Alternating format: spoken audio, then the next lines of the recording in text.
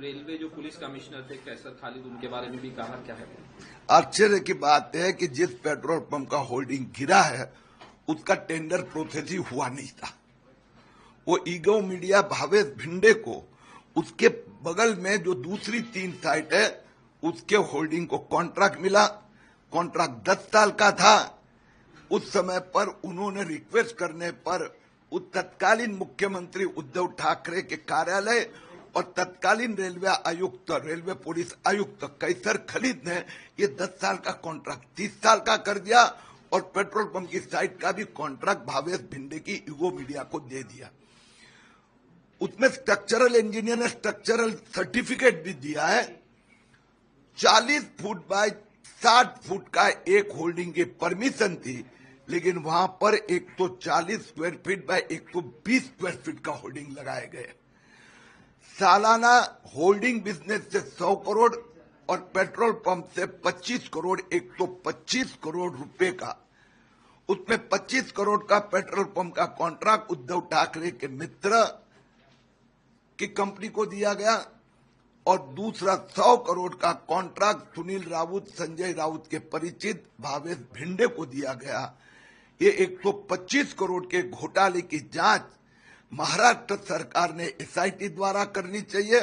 मैंने income tax commissioner और ED को भी विनती की है, उन्होंने भी इसकी जांच शुरू करनी चाहिए। 16-17 लोगों की जान गई है और इसके लिए उस स्ट्रक्चरल इंजीनियर की गिरफ्तारी हो और इनके साथ जिन्होंने मिलीभगत की है वो महाराष्ट्र सरकार के रेलवे पुलिस विभाग के अधिकारी पे भी कार्रवाई हो। रेलवे जो पुलिस कमिश्नर थे कैसर खालिद, उनके बारे में भी कहा, क्या है? आश्चर्य की बात है कि जिस पेट्रोल पंप का होल्डिंग गिरा है उसका टेंडर प्रोसेस ही हुआ नहीं था। वो ईगो मीडिया भावेश भिंडे को उसके बगल में जो दूसरी 3 साइट है उसके होल्डिंग को कॉन्ट्रैक्ट मिला।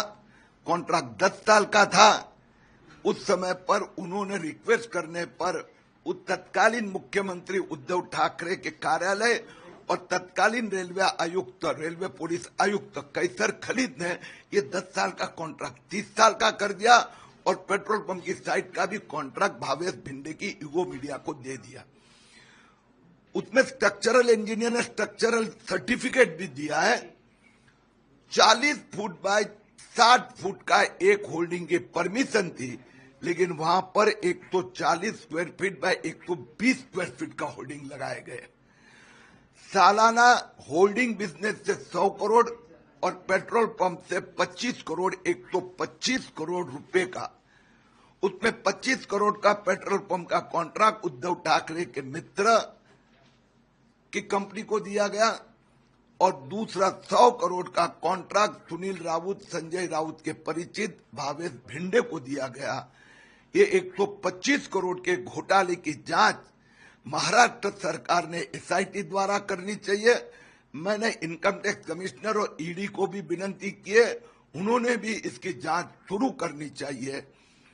16-17 लोगों की जान गई है और इसके लिए उस स्ट्रक्चरल इंजीनियर की गिरफ्तारी हो और इनके साथ जिन्होंने मिलीभगत की है वो महाराष्ट्र सरकार के रेलवे पुलिस विभाग के अधिकारी पे भी कार्रवाई हो।